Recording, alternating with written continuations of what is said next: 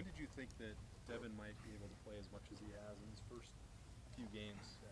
What's the process been like to get him out there on the field? Yeah, it started last year. Devin was sort of like some of the guys we've had in the past where, in high school they had that look that they were going to play early, and they have to earn it.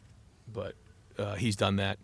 It started with his approach during the recruiting process. He and his family really were, big-time advocates for Ohio State, built great relationships within the class, and really solidified themselves as Buckeyes early on. And he had a vision for himself of coming in and playing and making an impact in year one. And I think that makes a difference when you have and you actually say it. Then you got to back it up. And so that was his goal all along. Only 3 games in, but he's working every day to get better. And when you're a freshman, there's a lot of ups and downs. You're somebody as talented as he is. You're not used to failing, and you're gonna fail when you come to this level, and that's how you grow. But he's working through that, and he obviously has a bright future here as a Buckeye. Kellyanne Stitz. Coach, Husky Stadium is known to be a very loud stadium to play in. What are you guys doing in practice, even adding crowd noise or anything like that to prepare? Yeah, crowd noise and great environment. I've never been. Can't wait to go.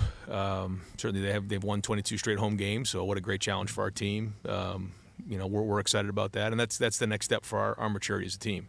We know that in order for us to reach our goals, we're going to have to go on the road and in this conference and win games. And this is a team with a great record at home, and they're a very good team. They have a lot of weapons, and they're well coached. So our preparation has been good this week. The guys know what the challenge is going to be, and we know how tough we have to be to go on the road and win games. And it's not just physically tough, but it's emotionally tough, mentally tough, and understanding the environment can't dictate how we play. Far left here, Andy Anders. Yeah, Kaden Curry has been one of the most consistent guys, it seems, so far, getting pressure used as the defensive tackle in that sort of rushman package. Just what have you seen from them so far? Well, Kaden's somebody to me who has been in the program and put a lot of time and energy and effort into earning his opportunity to be here in this moment. But Kaden, to me, is a great example for some of the younger players on it doesn't always go exactly the way you think it might, and there's ups and downs along the way. He's had his ups and he's had his downs, but he's come out the back end stronger for it. He's a resilient person who's gone through some difficult times just like everybody has during their journey, and it's great to see him playing the way he is right now. And if we're going to reach our goals this year and get to where we need to be, we need Kaden to be the playmaker he is right now for us. He plays with a high motor, has a great feel for the game. He always did. I mean, when he was in high school, I remember just hearing so many stories about what a great player he was. And then when you got a chance to see him play on both sides of the ball, he was a multiple sport athlete.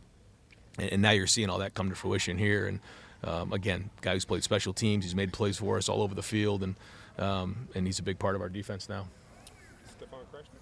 We asked you something similar with Lee Corso heading into the Texas game, but you guys get Gary Danielson on the call this weekend. What do you thought about the impact he's made and kind of what that CBS slot has meant to college football? Yeah.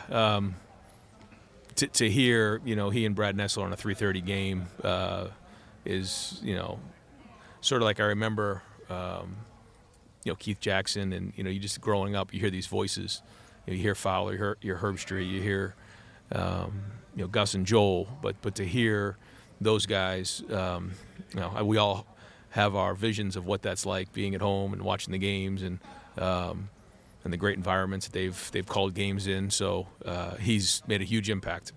It's bringing college football into people's living rooms and restaurants, and so they deserve a lot of recognition for the work they put in.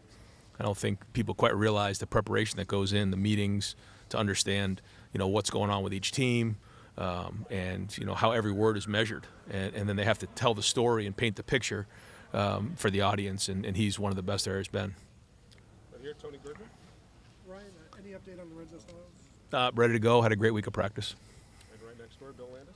Ryan, you guys have a good quarterback, again, ready to play a good quarterback. If you look at some of the passing statistics, there's a lot of Big Ten quarterbacks who are playing pretty well right now. I don't know if you take note of that at all, but what do you think of where the conference is just sort of at large with its quarterback play as someone who's been able to observe that over the years? Well, just I think we'll see where as the season goes on, kind of where it goes. But it's great to see so many good players in the league, and great to see us playing in a venue like this in conference. If someone would said you're playing your first conference road game in Washington, a few years ago, people would be shaking their head. But that's just the way it is, and I think it's great for the league, and you can see how it's drawing great players into the league, and and it's good, just healthy to see these players, whether they're recruited to come in out of high school or transferring in, it's obviously a very attractive league. Right in front of him, Spencer. Ryan Kenyatta, I know that he left the Texas game early, but what do you want to see from him in the next step in his season? Because it seemed like he was like a potential star in this defense coming into the year, and hasn't really seen his name called so much. Yeah, I think he's playing solid football right now. He understands how he fits into the scheme, and at the end of the day, he has high expectations for himself, and he's pushing every day to maximize the talents that he has. He's become a very good leader. To your point, we're going to need him, and there hasn't been a full game really for those guys since the Texas game. So this will be a full game right here. So what a great opportunity for him. Got two more. We'll go to Bill Rabinowitz.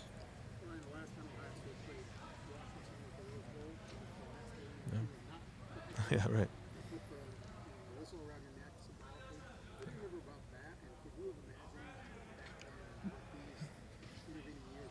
Yeah, no, and I forgot until you just said that was the case.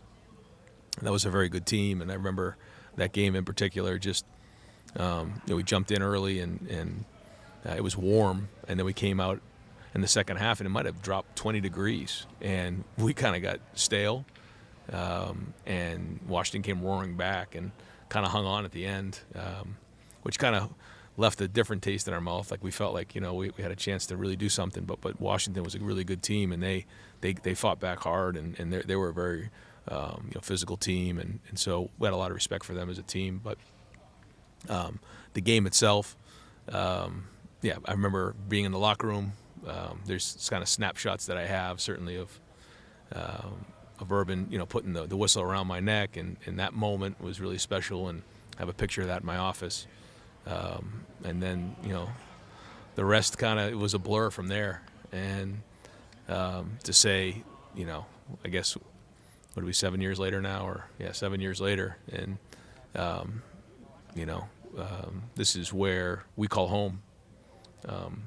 That really, would have been a dream come true, quite honestly. And I think to think back on that next month in that first press conference, and I think a lot of people ask, what if you don't do this? What if you don't do that? And I just remember thinking, well, if you look at it like that, it's a self-fulfilling prophecy. If you look at it like an opportunity, then it's a different point of view. And this has been one of the greatest opportunities of my life. And I enjoy every moment of being here, and understood then what the responsibility is, and understand what it is now. It hasn't changed. But every year you grow a little bit more wiser and a little bit more calloused and a little more seasoned. But all that being said, I mean, this is a whole new team, and that's probably the best part of all of that, is every year is a new story. And this is a really great challenge for our team, and a really good opportunity for us to take a step of winning a conference road game against a team like this who's got such a great history on the road. And last question to Tim May. Ryan, with that in mind, what would you tell Julian saying just before leaving the locker room or going out on the field about, obviously you had that big opening game against Texas, and now it's a big opening game on the road. What would you tell him you expect most out of him? Take care of the football and just take it one play at a time. Don't do anything other than that, and then find a way to get your first road win. Sort of like in the Texas game, like win the game. And I think in an environment like this, you got to be steady and you got to lead. You have to lead, and you got to lead with your command. You got to lead with your play, and your resolve. Coach, thank you. Yep. Thanks, guys. Thanks, Ryan. Yep.